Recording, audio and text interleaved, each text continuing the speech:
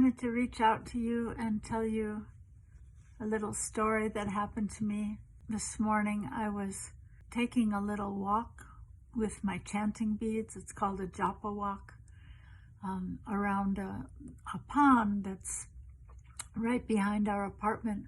We have a nice pond and we like to walk around there. There's lots of wildlife there.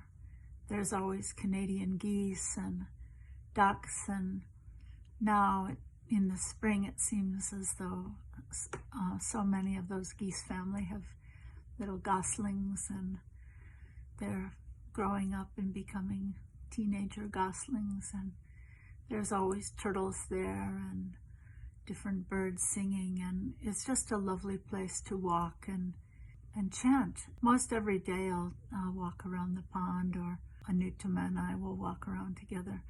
So this morning I was walking, and there's such a nice reflection of the trees and the water, and so often when the sun is shining, there's that kind of glittering like diamonds of the sun sparkling on the water. But always, just thinking of the spiritual world and the reflected world, this material realm being a reflection of the spiritual realm. So always that meditation is there, seeing the reflection on the lake. So this morning I was walking kind of right around this one curve and crying. It sounded like crying of a baby, and it coming from the water. And I looked over to see what it was, where that crying was coming from. And I saw this gray-blue heron, which is quite a majestic bird. I think it's the state bird of Maryland, but it's quite a majestic bird that stands very straight and noble, and almost looking like it's in meditation when it's waiting to catch some, usually fish.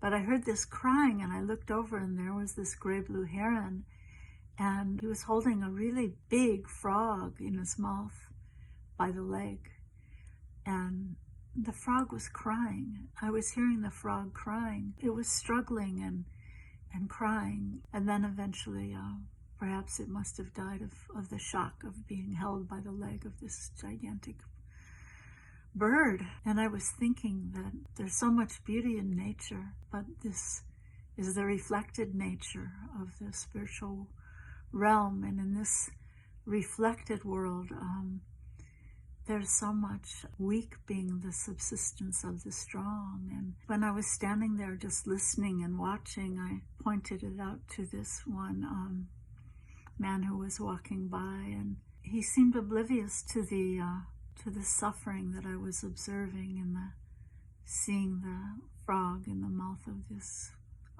heron.